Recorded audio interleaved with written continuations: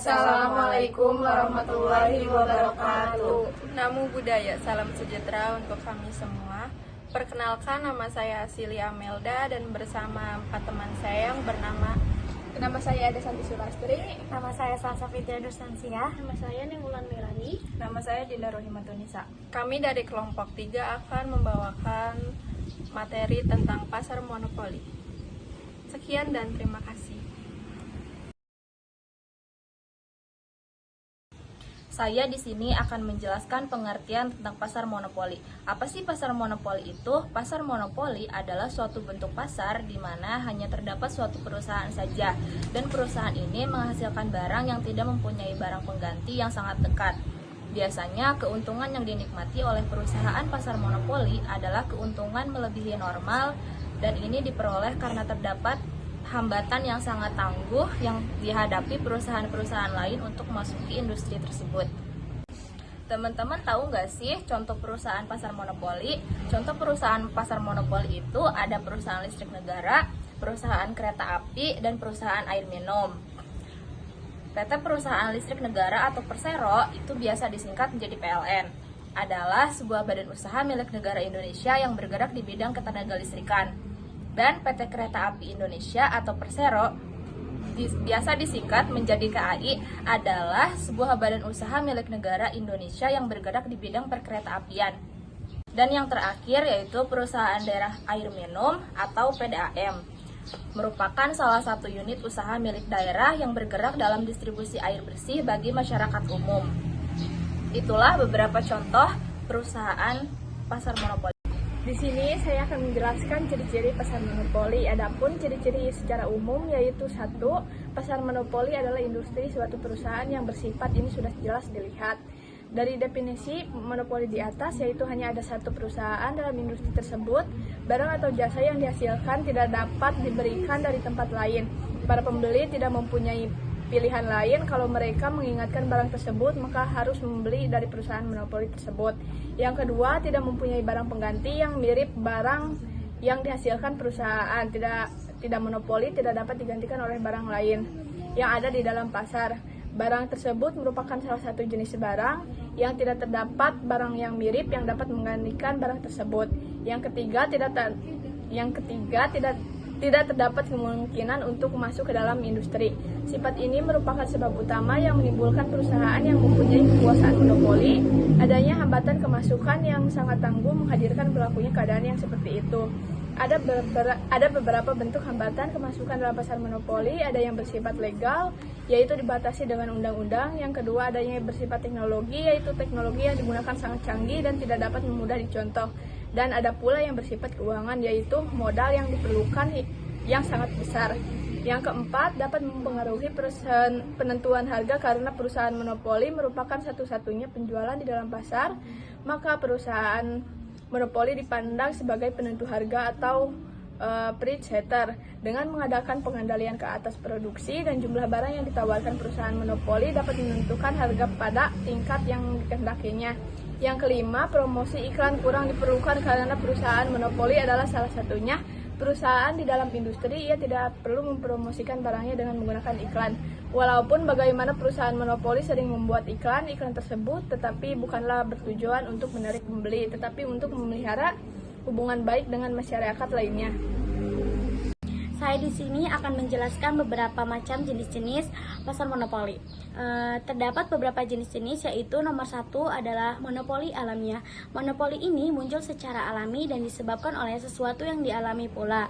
Monopoli ini terjadi karena sesuatu pihak memiliki keadaan dan situasi alami yang khas dan tidak dimiliki oleh pihak lainnya.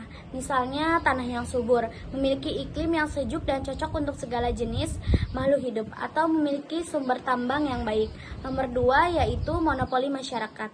Monopoli jenis ini dapat terjadi tergantung dengan keadaan masyarakat. Ketika masyarakat memberikan kepercayaan penuh dan khusus terhadap suatu produk, maka itulah yang mampu menguasai pasar sebab masyarakat jadi tidak berpindah ke pihak lain.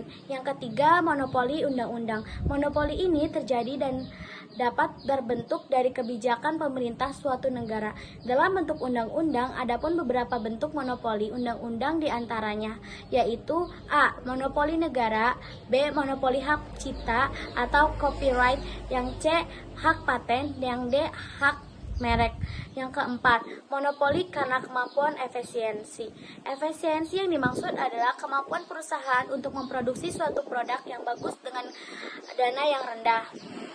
Sebab tidak semua perusahaan dapat meniru teknik dan cara modern yang diterapkan perusahaan tersebut. Yang kelima, monopoli karena penguasaan bahan baku.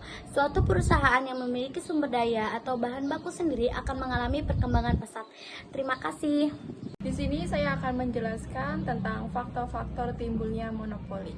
Hal-hal yang dapat menimbulkan monopoli diantaranya yang pertama, adanya penguasa bahan mentah sumber daya tertentu. Satu jenis produk tertentu mungkin hanya dapat dihasilkan dengan menggunakan faktor produksi tertentu. Misalnya, perusahaan listrik negara PLN karena listrik merupakan kebutuhan vital manusia secara luas, maka penguasa atau pengelolanya diantaranya oleh koperasi pemerintahan seperti yang tercantum dalam Undang-Undang Dasar 1945, satu perusahaan yang memiliki tanah atau hutan yang menghasilkan jenis kayu tertentu, ukir misalnya, maka perusahaan tersebut mempunyai kedudukan monopoli untuk produksi kayu ukir. Yang kedua, adanya penguasa teknik produksi tertentu atau memiliki keunggulan teknologi. Satu produsen yang memiliki teknik atau keunggulan teknologi jauh di atas calon pesaingnya untuk satu periode tertentu dapat mempunyai kedudukan monopoli. Misalnya penguasa teknik foto, dulu hanya ada Kodak, sehingga sampai sekarang orang sering menyebut Tustel dengan sebuah Kodak.